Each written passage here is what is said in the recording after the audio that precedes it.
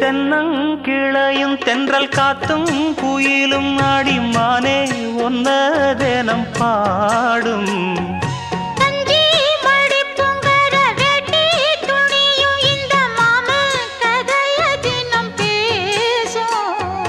பொள்ளாச்சி சந்தையில கொண்டாந்த சிலையில சாயம் இன்னும்